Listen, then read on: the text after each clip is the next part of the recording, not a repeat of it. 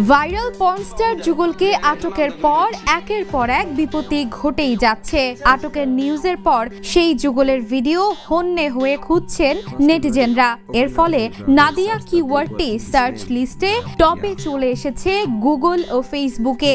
নেটিজেনরা সেই যুগলের ভিডিও দেখতে নাদিয়া নামটির সাথে বিভিন্ন ওয়ার্ড জুড়ে দিয়ে খুঁজছেন তার ভিডিও, যার ফলে এই নামটি এখন ফেসবুক ও গুগলের টপ সার্চ র্যাঙ্কিং এ জায়গা পেয়েছে। সোশ্যাল মিডিয়ায় সেই যুগলের কিছু ক্লিপ রীতিমতো ভাইরাল, তবে নেটিজেনরা তাদের সেই ভিডিওগুলো খুঁজলেও সেটি তারা খুঁজে পাবেন না, কারণ বাংলাদেশে এসব ওয়েবসাইট নিষিদ্ধ। ভিপিএন ইউজ করেও অনেকে খোঁজার চেষ্টা করছেন, কিন্তু সেখানেও রয়েছে বিপত্তি, কারণ এই যুগল যে ওয়েবসাইটে তাদের ভিডিওগুলো ছাড়তেন সেটি পেইড, অর্থাৎ সেই ভিডিও দেখতে খরচ করতে হবে মোটা অঙ্কের টাকা। পর্ন ওয়েবসাইটগুলোতে যেসব বাংলাদেশি নারী পারফর্মার রয়েছেন তারা তাদের পরিচয় ও চেহারা গোপন রাখলেও সম্প্রতি ধরা খাওয়া পর্নস্টার যুগল নিজেদের নাম পরিচয় ওপেন করেই দিব্যি তাদের কার্যক্রম চালিয়ে যাচ্ছিলেন।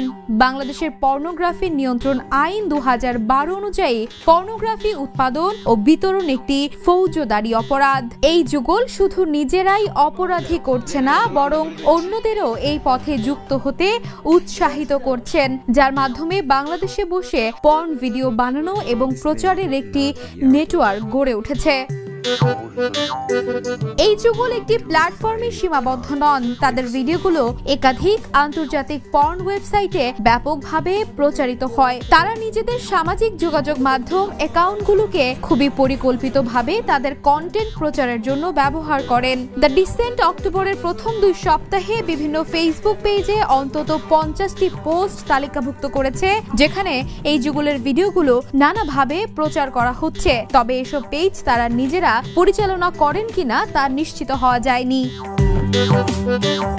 বিশ্লেষকরা বলছেন এই যুগল সমাজের জন্য হুমকি। কৌতূহলবশত নেটিজেনরা তাদের ভিডিও খুঁজছেন, কিন্তু এটি নিজের জীবনের জন্য হতে পারে হানিকারক, তাই তাদের বিষয়টি এড়িয়ে যাওয়া ও এ থেকে শিক্ষা নেয়ার আহ্বান রইল। Desk report, the news.